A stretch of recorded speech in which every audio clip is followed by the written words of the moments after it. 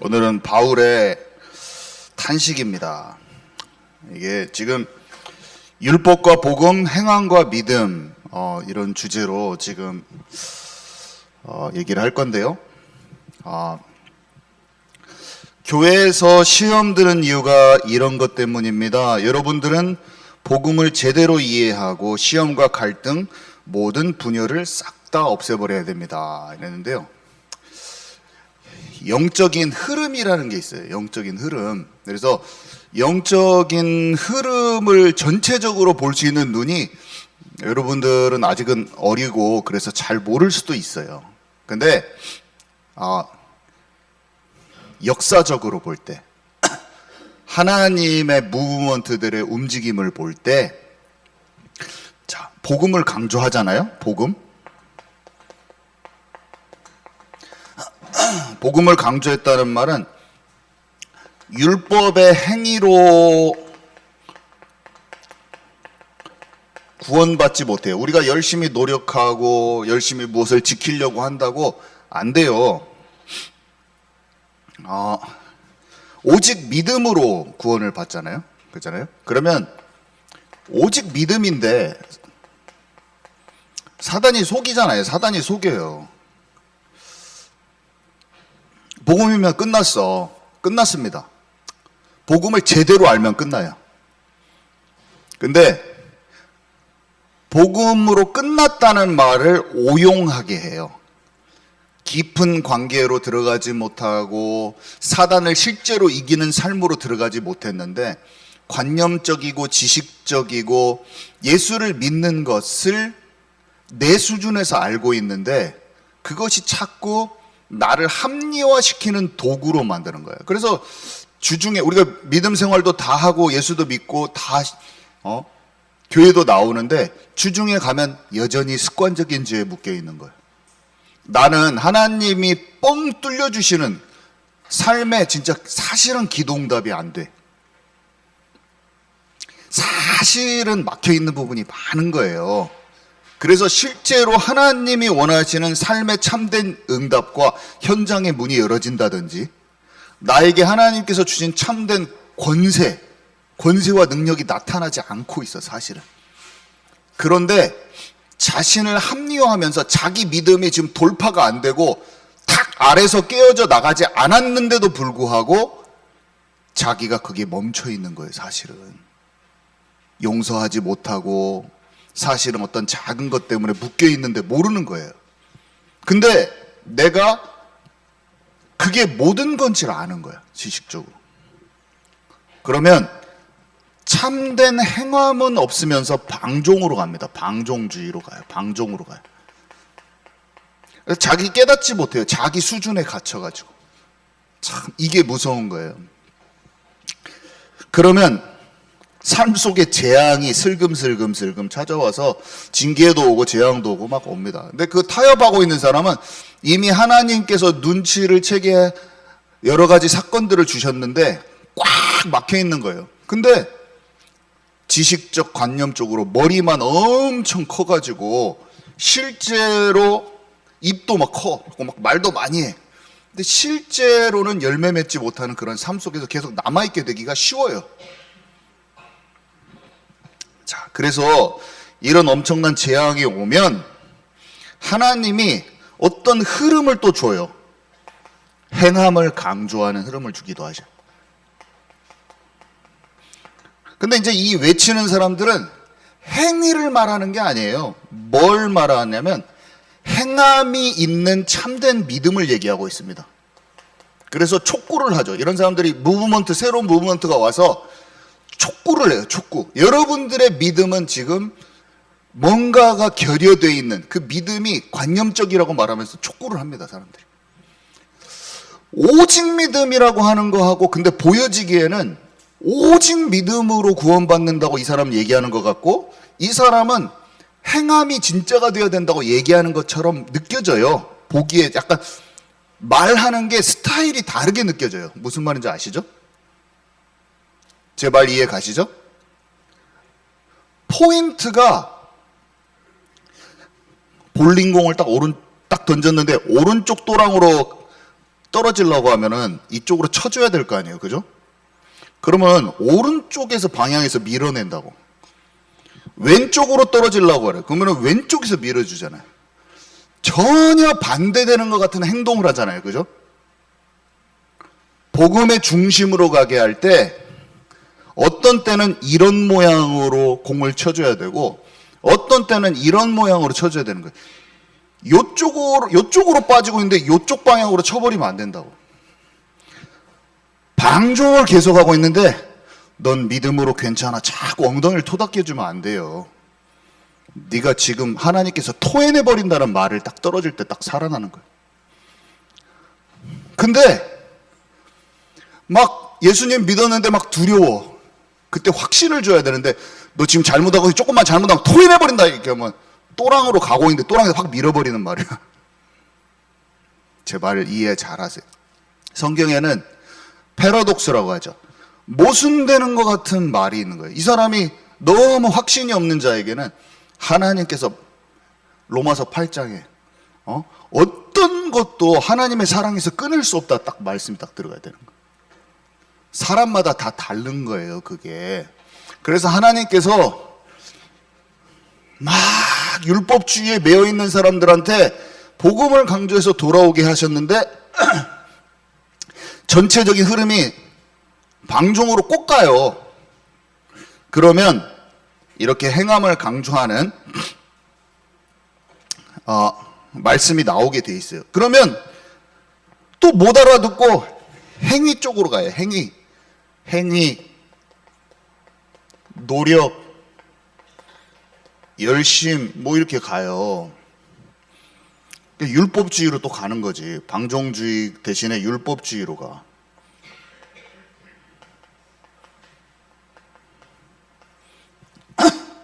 그러면 또 재앙이 와. 그러면 또 깨닫고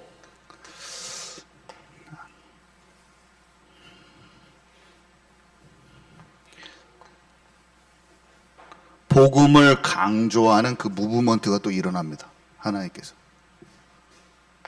역사적으로 계속 그래왔어요.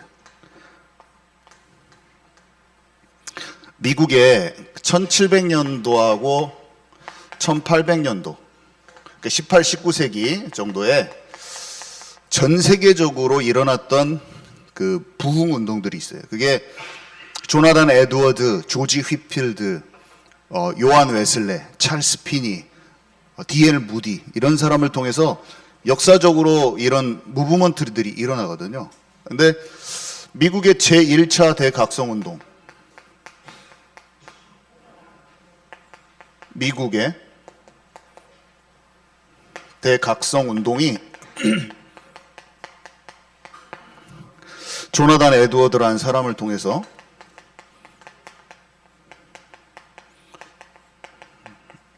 일어났어요. 제2차 대각성운동은 찰스 G. 피니, 제3차 대각성운동은 D.L. 무디. 여러분 이 사람들 진짜 여러분들이 신앙생활을 나중에 하다 보면 이 사람들의 이름을 계속 마주치게 될 겁니다. 동시적으로 이때 이런 때 미국이 엄청 부흥 운동이 일어나서 우리나라로 막 갑자기 이름 생각 안 나네. 언더우드 선교사님 그런 사람들이 우리나라로 온 거예요. 우리나라 거기 불 붙어가지고. 그때 영국에서는 조금 전에는 웨일즈 대부흥 운동하고 여러분들이 잘 아시는 감리교회 누구죠? 요한 웨슬레. 요한 웨슬레를 통해서 엄청나게 불이 전 세계로 퍼져나가는 복음 운동이 일어났다니까요. 무브먼트. 하나님들의 이런 것들이 무브먼트인데 무브먼트가 이렇게 돌아간다고 그랬잖아요. 사이클이 막.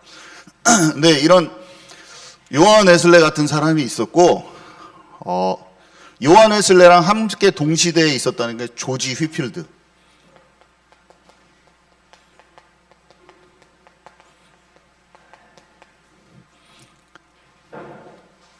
이거 진짜 재밌어요. 이거 제가 역사를 말해서 어렵게 느껴지지만 제 얘기를 잘 이해해 보세요. 이게 사실은 어렵지 않고 굉장히 재밌어요. 이게 나중에 칼빈주의 감리교 형태로 변화가 돼가지고 지속되거든요. 어떤 셀레나라고 하는 어떤 백작 부인에 의해서 좋은 무브먼트들이었어요, 이게. 근데 제가 말하고 싶은 게 뭐냐면, 이 조지 휘필드, 요한 웨슬레는 지금 영국 사람이에요. 이거는 미국에서 일어난 운동이 있고, 이게 영국에서 일어났던 운동이에요. 하나님이 왜 영국하고 미국을 초강대국으로 쓰셨냐? 그때 하나님의 무브먼트들이 있었기 때문이에요. 지금도 우리나라를 하나님이 왜 강대국으로 막 G2로 올리려고 하거든요, 미국이. 지금 왜 이렇게 하나님께서 우리나라를 부국 강병하고 이렇게 쓰시냐? 이유는 단 하나예요. 전 세계 우리나라가 최고로 선교사를 많이 파송하고 있기 때문에. 하나님 살아계셔요. 그때 당시에 영국과 미국이 청교도들을 통해서 복음이 미국에 들어오고 이 복음 운동들이 일어났거든요, 미국에서. 그리고 그 동시대 거의 이 사람 1703년에 태어나고 요한에서도 1703년에 태어났는데 이 사람들이 그 시대에 하나님이 원하시는 운동들을 한 거예요.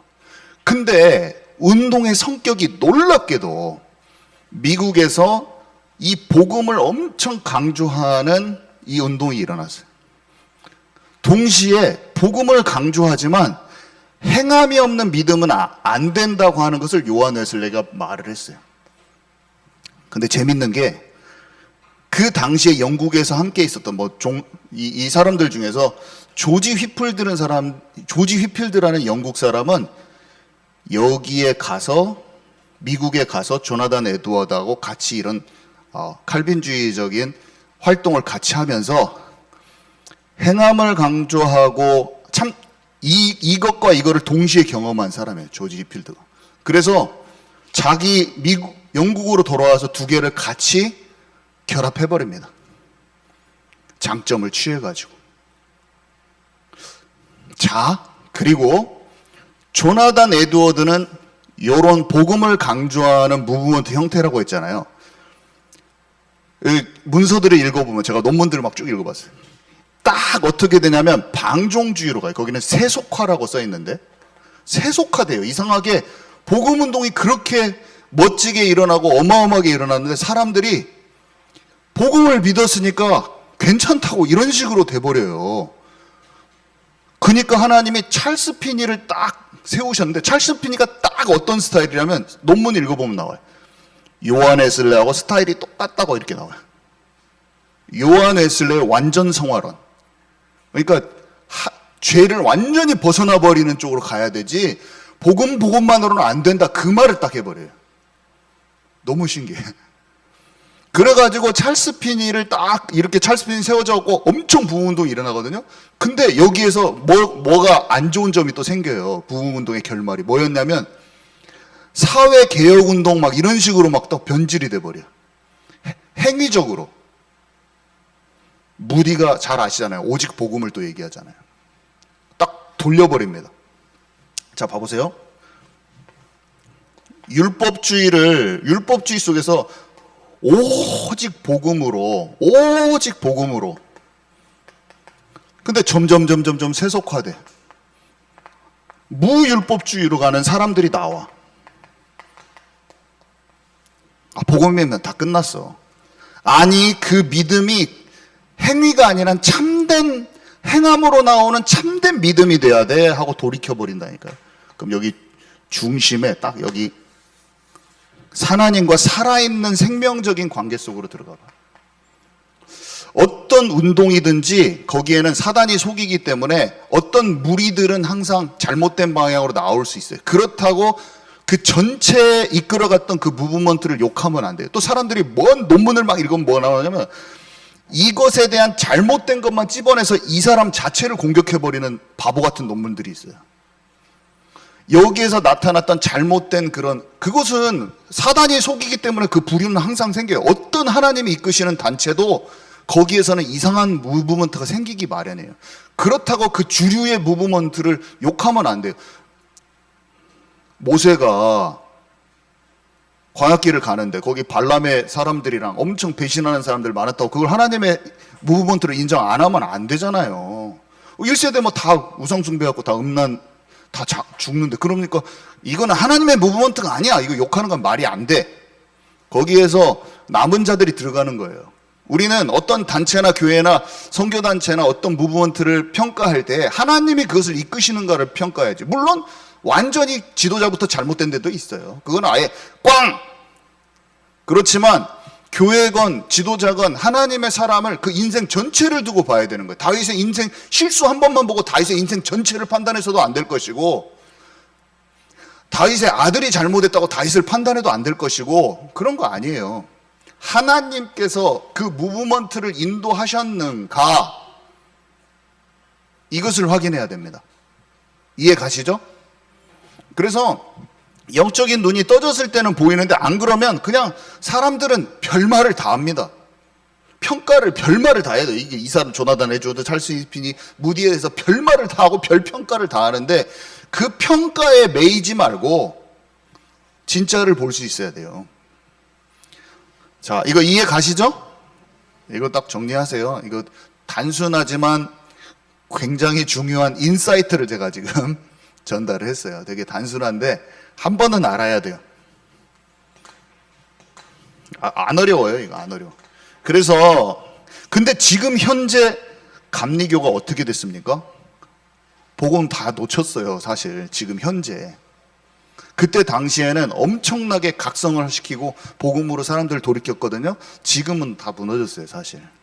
이런 미국의 운동들도 침체되고 그 하나의 운동이 이게 끝까지 이어졌으면 좋겠잖아요. 근데 조나단 에드워드라는 사람을 막 붙들고 이것을 막 유지하려고 하는데 안 돼요. 하나님 다른 사람을 쓰셔버리더라고.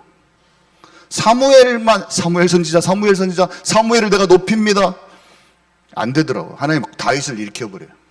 그리고 다윗 자체의 지도자 자체에 있는 것이 아니에요. 근데 사람들은 지금까지도 계속 요한의술래만 계속 찬양하고 있어요. 어떤 사람들은.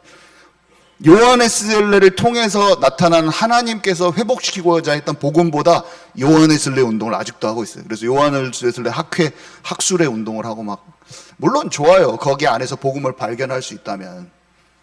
근데 우리는 사람을 기준 삼지 않아요. 사람은 하나님이 쓰실 수 있어요. 통로로.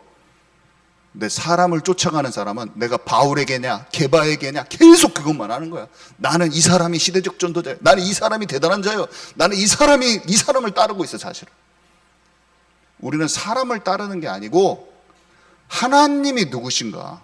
그 사람은 중요한 통로로 쓰임받을 수 있어요. 사람들은 사람들을 따르거나 아니면 사람들을 욕하거나 계속 그걸 합니다. 그것에 대한 평가를 기준 삼아서 막 얘기해요. 그런 게 아니라 우리는 그 운동을 주신, 그 무브먼트를 주신, 그 흐름을 주셔서 복음으로 회복하게 하신 그 하나님과 관계 속으로 들어가야 돼요. 아멘이시죠? 자, 그래서 그게 첫 번째 내용이었어요. 교회사의 영적 싸움은 반복되었다는 거예요. 교회사의 영적인 것을 놓쳤다가 다시 돌아오고 또 놓쳤다가 다시 돌아오는 것은 계속 반복되었다는 거예요. 그게 첫 번째 내용이었고요. 두 번째, 갈라디아 교회에서 사람들이 최고 속았던 것, 갈라디아 교회의 유혹이라고 되어 있는데 미혹되고 속았던 것, 속았던 부분이 뭐하냐면 이게 놀랍게도 지금도 그대로 속을 수가 있어요. 첫 번째는 바울의 사도직을 사람들이 인정 안 해줬어요. 한마디로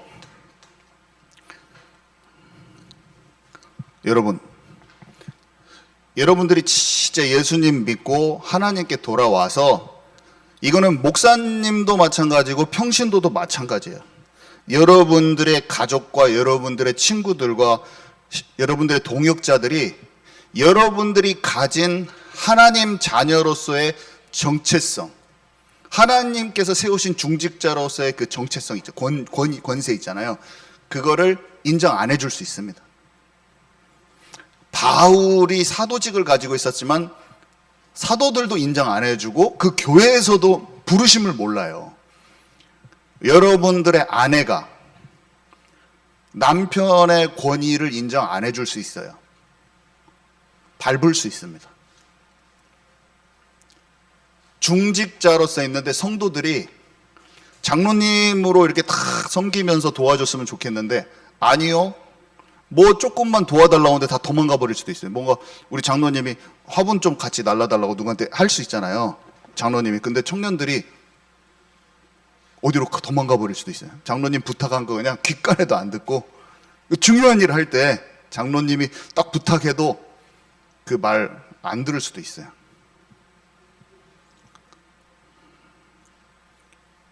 권위를 전혀 무시해 버릴 수가 있어요. 그거는 사도 바울에게만 일어나는 일이 아니에요. 내가 그냥 쉽게 얘기해서 내가 예수님 믿은 지 얼마 안 돼서 예수님의 인도 받으려고, 평신도도 마찬가지야. 믿음의 사람으로서 가고자 해도 집에서 전혀 반응 안 할 수도 있습니다.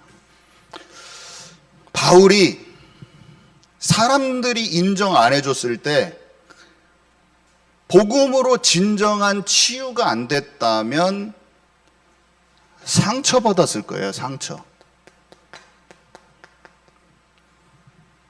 저는 이런 일이 너무 많이 생기더라고. 상처를 받으면 화가 나요. 누가 나를 인정 안 해주잖아요. 그리고 내가 진짜 성령 인도 받는 것을 잘 알고 그렇게 하려고 하는데 나도 부족한 점이 많아. 나도 부족해서 하나님께 진짜 엎드리면서 진짜 성령 인도 받으면서 가려고 하는데 나도 연약해. 완전 막 시작해가지고. 나도 연약한 점 있고 나도 막 진짜 싸우면서 가고 있는데 내 말을 완전히 개무시해버려. 바울이 사도직을 인정 못 받아 교회를 끌고 가야 되는데 그런 거나, 바울만 그런 게 아니라니까요. 다 똑같아. 여러분은 어떠십니까? 여러분들의 아내가, 여러분들의 남편이 여러분의 믿음의 중심을 잘 따라오십니까? 아니면 무시하고 밟습니까? 제가 질문하고 싶어요. 어떻게 하세요? 밟는 일은 무조건 생긴다. 나만 생기는 게 아니라 다 생긴다. 왜냐? 영적인 일이기 때문에, 영적으로 못 알아보기 때문에 무조건 밟아요. 그래서 사람들은 거절감을 느껴요. 거절감. 바울이 거절감이 처리돼 버린 거죠. 자, 설명 쭉 할게요. 권위자로서 내가 영적 권위를 하나님께 받았어도 내 자신이 권위자로부터 자신이 그가 원치 않는 존재라는 느낌을 받았을 때, 내가 하나님이 부르셔서 목회자가 됐지만 사람들이 목회자로 인정 안 해줘. 그러면 어떻게 돼요? 상처가 된다니까. 직장 상사가 그럴 수도 있고, 주변 사람들이 그럴 수도 있고, 아내가 그럴 수도 있고, 남편도 그럴 수 있고, 위에 목사님이 그럴 수도 있고, 부모님이, 내가 목사가 돼도 아이고 왔냐 혀가, 애기요, 동네 애기요. 우리 남원에 가서 제가 목사가 아무리 돼도 우리 동네 남원에 가잖아요. 그러면 권사님들이 아이고 혀가 왔냐? 내일 탁탁탁탁 뭐 반찬 좀 줄까? 하면서 제가 맨날 그 집에 빤스 입고 놀러 가고 막 그랬거든. 그러니까 어렸을 때 저를 딱 아시는 거죠. 그래서 제가 너무 귀여운 거야. 아직도 딸이 중학생이고 50에 가까워 가고 있는데 귀여운 거예요. 막 엉덩이 턱턱턱 두드려줘요 진짜. 그리고 아이고 왔어 막 안아주시고. 좋지만 어쨌든 부르면 모를 수도 있어요. 자, 또 언제 거절감의 상처가 오냐? 내가 뭔가 모르게 소외됨을 내가 느꼈을 때, 내가 무가치하다고 느낄 때, 뭔가 다른 사람들이 나는 뭐 안 알려주고 따돌리는 것 같아. 왠지 그 사람들은 안 그랬는데 나 혼자 그렇게 느끼는 거야. 뭔가 나만 안 알려주나? 막 괜히 그런 생각에 사로잡히기도 하고. 그리고 내가 왠지 가장으로서 이끌어가야 되는데 이 가정에 소속되지 못한 것 같을 때, 아내에게 무시당할 때, 자녀들이 인정을 안 해주는 것 같을 때, 사랑받고 용납받고자 하는 그런 갈망이 있지만 아무도 관심을 가져주지 않는 것처럼 느낄 때, 이 거절감은 모든 인간에게 있는 아주 기본적인 그런 욕구에서 나오는 가장 흔한 상처예요. 흔한 상처. 그리고 눈에 보이지 않게 가장 깊은 곳에 남는 상처 중에 하나예요. 그래서 많고 적은 차이가 있을 뿐이지 우리는 누구나 이 다 거절감이라는 상처를 입어요. 와이프랑 오래 살다 보면 처음에는 사랑하는 마음이지만 가까이 붙어있는 사람들한테 많이 생기는데 점점 이게 크고 작은 이런 사건들로 말다툼하다 그게 상처가 뿅뿅뿅 들었는데 그게 나중에 막 쌓여있어. 폭발해버려 막. 제 아내도 그런 게 발견되더라고요. 근데 이런 발견됐을 때 복음 안에서만 치유가 되더라고. 복음 안에서만 치유가 돼. 진짜 하나님께 기도하고 말씀 보고 그때 이게 치유가 안 되잖아요. 그러면 이제 아까 말한 대로 기도가 막혀버려요. 사람이 오랫동안 미워본 적이 있으십니까, 여러분? 여러분 사람이 오랫동안 용서 안 돼 본 적이 있으십니까? 저는 있어요. 용서가 안 되더라고 잘. 그 용서 안 되는 내 마음의 죄성과 하나님이 나를 분명히 사랑하셔서 모든 걸 용서해 주셨는데도 불구하고 나는 그 사람은 영적으로 어둡기 때문에 나한테 실수할 수밖에 없는데 그게 다 알아. 머릿속으로는 영적으로 무지해서 그렇다는 것도 알고 아직 치유 못 받아서 그런 것인지도 알고 불신자 상태라서 그런 것인지도 알고 근데 왜 이렇게 미운 거예요? 미움이 안 풀렸고 머리는 공식으로는 다 알아. 얼마나 많이 기도를 했는지 몰라요. 주님의 마음으로 눈으로 볼 수 있게 해주세요. 하나님, 내가 사역을 하는 게 중요한 것보다 한 사람을 주님의 마음으로 볼 수 있게 해주세요. 안 됩니다. 미움이 옵니다. 주기도문에 그 말씀이 얼마나 많이 떠오르던지 내가 다른 사람을 용서한 것처럼 나를 용서해 주십시오. 이걸 기도를 못 하겠더라고 저는. 왜냐하면 거기 탁 걸려 내 마음에. 내가 그를 용서하지 못했으니까 나를 용서해 달라고 말도 못 하겠어. 이게 막 마음에 훅 걸린다니까 마음에. 근데 복음을 생각하고 내가 어떤 상황에서 내가 구원받았는지 다시 생각하고 하나님이 내게 주신 그 용서를 생각하고 주신 사랑을 그 사랑이 진짜가 되게 해주세요. 피를 통하면서 기도를 했던 것 같아요. 복음이 같이 그대로 발견되게 해주세요. 훈련이더라고. 훈련. 내가 예수 믿어요 이 말 하나만으로는 내 마음이 다 치유되지는 않더라고요. 사단에 속는 게 너무 많고 말씀이 내 안에 깊이 들어와서 하나님 나라가 이루어지지 않는 부분이 너무 많고 그냥 나는 뿅 하고 귀신 막 쫓아내고 막 치유해버리고 막 이런 능력만 나타났으면 좋겠는데 아니구나. 내가 그리스도의 성품으로 깊은 치유가 될 때 비로소 진짜 치유를 할 수 있는 것이지 기름 부음이 막 와가지고 막 은사가 나타나는 것보다 더 중요한 건 내적 치유구나.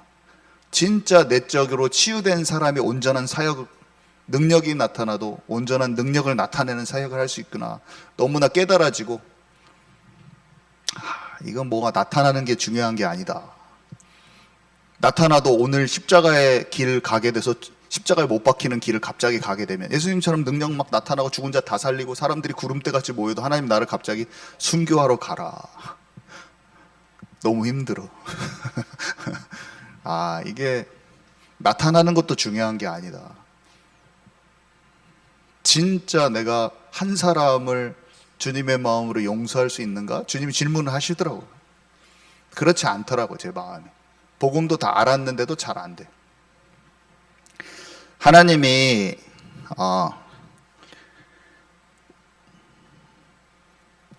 그 복음 속으로 깊이 들어가면 치유되기 시작해요. 그 치유를 경험하게 돼 있어요. 점점. 그래서 치유가 될수록 다른 사람의 내 권위가 무시당해도 괜찮고 치유가 되면 될수록 불합리한 권위가 나를 짓눌려도 괜찮아지기 시작해요. 똑같아요. 내가 무시당해도 괜찮고 내 권위가 무시당해도 괜찮고 잘못된 권위가 나를 눌러도 좀 괜찮기 시작하더라. 괜찮기 시작해.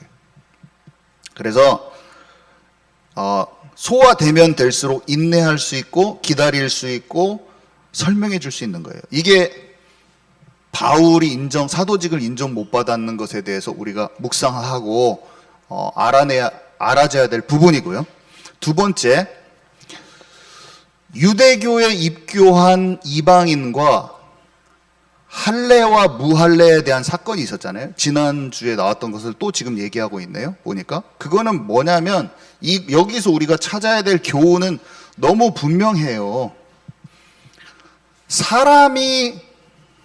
복음이 있는 곳에 사람이 만들어낸 틀이 생기기 쉽다는 거예요. 사람이 만들어낸 전통이 끼기가 쉽다는 거예요. 사람이 만들어낸 형식이 끼기가 쉽다는 거예요. 사람이 만들어낸 관습이 어떤 무브먼트든지 그게 생깁니다. 이 무브먼트들도 전부 다 그 무브먼트만의 독특한 것을 항상 만들어냈어요. 전부 다. 스타일을 만들어내거든요. 그래가지고 복음이 진짜로 강하게 작용할 때, 무브먼트가 일어났을 때는 괜찮은데 이 사람이 죽고 왜 세속화되고 여기는 왜 사회개혁운동으로 바뀌냐? 복음의 본질은 사라지면서 자꾸 사람만 남고 형식만 남게 돼요. 꼭 그 일이 발생했어요. 그것만 분석해 놓은 책이 있더라고. 야, 너무 이것이 그 흐름을 정확하게 아는 거예요. 그래서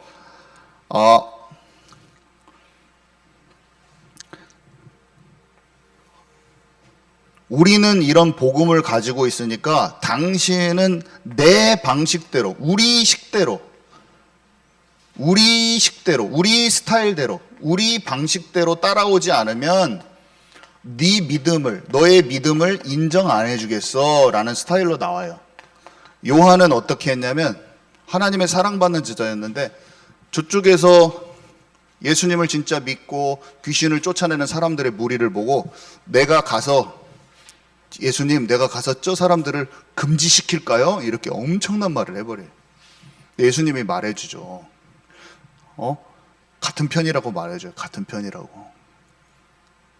내가 예수님 옆에 있으니까 다른 사람들은 다 아니는 하고 생각하는 거야. 얼마나 무서운 얘기인지. 그게 선민의식과 우월감과 그런 소속감, 내가 속한 것이 나는 여기에 속해 있는데 막 이렇게 나오는 거예요. 엄청 무서운 거죠. 제가 많은 목회자들도 살리고 지역교회에서 해야 되잖아요. 제가 지역교회 목사님들도 만나고 돕고 그분들이 진짜 생명이 있어요. 그렇지만 연약한 부분도 많고. 근데 너무 소속감을 강조하는 사람들은 저한테 뭐라고 말하면 그 사람들 잘못됐으니까 만나지 말아야 된다라고까지 얘기하기까지. 진짜 잘못된 생각이에요. 그 사람들이 진짜 아니다 막 자꾸 이렇게 얘기해요. 그 얼마나 우월감과 소속감, 자기가 그렇게 돼버린지를 깨닫지를 못하는 거예요. 무서운 거죠. 우월감과 소속감.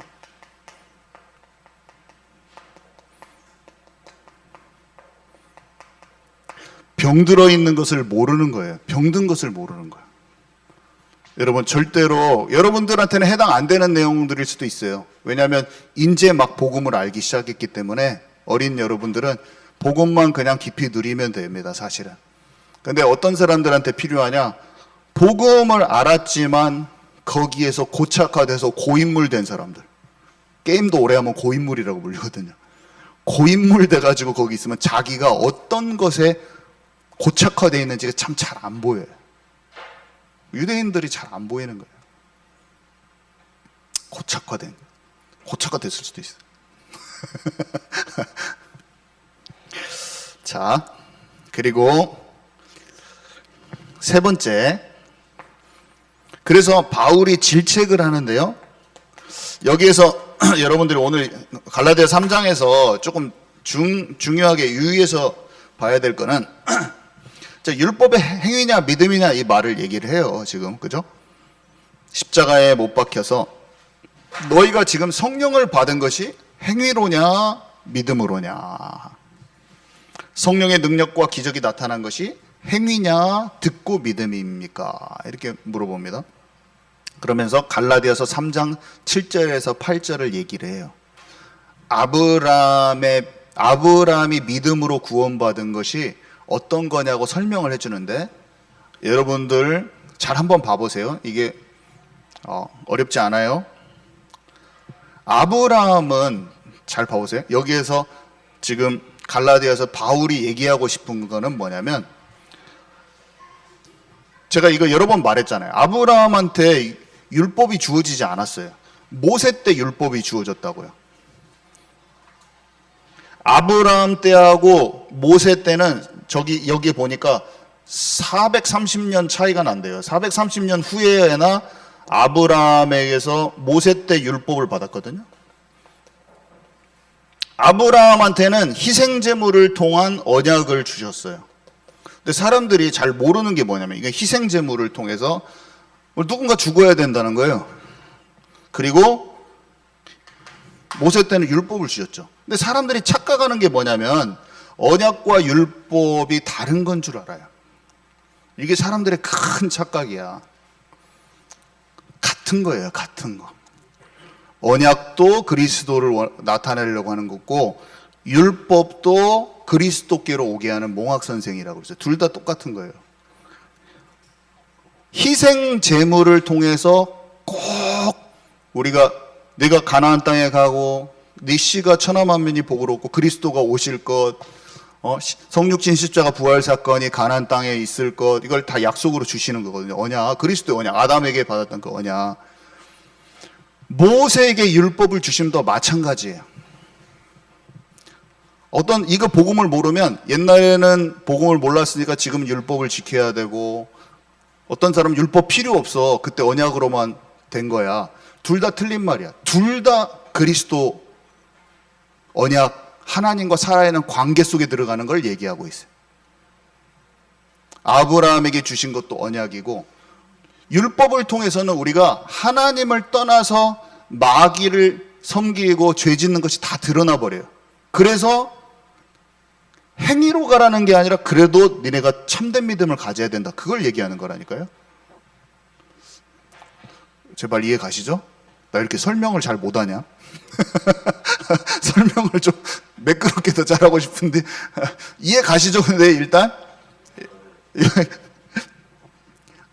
개떡같이 말해도 찰떡같이 성령의 역사로 이해되어지는 그 일이 일어났으면 좋겠습니다. 어차피 제가 설명을 잘한다고 또 이해가는 것도 아니야. 성령이 역사해야 돼. 어떻게 보면 예수님은 도리어 비유로 말씀하시는데 못 알아들을 사람 못 알아들으라고 그런 거예요. 제가 설명을 입 빠르게 막 잘해가지고 다 이해가면 성령의 역사가 아니야. 내 성령이 내 설명이 부족한데도 성령께서 역사하시면 알아지는 거예요. 오늘 이거 알아들을 사람은 알아들어야 돼요, 이 부분을. 저는 모르겠어요. 아무튼 저는 설명했어. 나는 이해 갔는데 부족한 설명했어 오늘. 알아들을 사람 알아들으시고 못 알아듣는 사람 나중에 또 이해하시든지. 자, 그래서 갈라디아 3장 28절에 너희는 유대인이나 헬라인이나 종이나 자유인이나 남자나 여자나 다 그리스도 예수 안에서 하나니라. 이것도 사실은 유대인의 독선과 우월주의를 놓고 바울이 얘기한 거예요. 우리 식대로 해야 너의 믿음을 인정해 줄게, 이거예요. 한마디로 이것이 잘못됐다. 이것에서 벗어나면 사실 많은 문이 열립니다, 여러분. 많은 목회자들, 힘없는 교회들도 살릴 수 있어요. 자, 결론이요. 결론. 그래서 우리는 믿음으로 구원받아요. 살아있는 관계가 구원받는 것을 말해줘요. 구원받은 것을 말해줘요. 그래서 율법은 우리가 하나님과 관계가 결여되는 것을 보여주죠. 지키려는 노력은 안 돼요. 늘 실패할 뿐이에요. 오직 그리스도를 믿는 믿음으로, 하나님의 약속을 믿는 믿음으로 그 관계가 깨어지지 않는 속으로 들어갈 때 구원받아요. 하나님을 진정으로 사랑할 때 계명을 지키게 된다고 그랬잖아요. 그때 살게 되는 거예요. 하나님이 자신을 나타내 보이신다고 그랬어요. 너희가 내 계명을 지키면 내가 나를 나타내 보이리라, 이렇게 말씀하셨고, 그래서 말씀이 우리 안에 들어와서 하나님의 나라가 이루어지고 죄를 이기고 마귀를 이기게 되는 거예요. 실제로 이겨지는 거예요. 실제로 용서 못하는 것이 용서되어지고, 분노와 혈기가 잠재워지고, 지독하게 음란에 중독되어 있는데 나와지더라고. 그거 싸우면 됩니다. 어떻게? 말씀을 내 마음에 담고 예수 그리스도의 이름으로 쫓아내기도 하고, 내 이름으로 귀신을 쫓아내라고 했잖아요. 그래서 진짜 쫓아내고, 진짜 말씀을 순종하는 쪽으로 가요. 말씀을 딱 담아야 돼요. 동시에 해야 돼요. 말씀을 내 마음에 딱 담아야 돼요. 그리고 잘못된 방향을 돌이켜서, 영적인 거기 때문에 내 의지보다는 귀신을 쫓아내야 돼요. 그리고 하나님을 사랑하는 그 관계 속으로 들어가요. 하나님의 사랑을 내가 깊이 아는 쪽으로 들어가야 돼요. 동시에. 그러면 반드시 이겨집니다. 반드시 이겨지고 해방됩니다. 그러니까 다윗이 아는 거예요.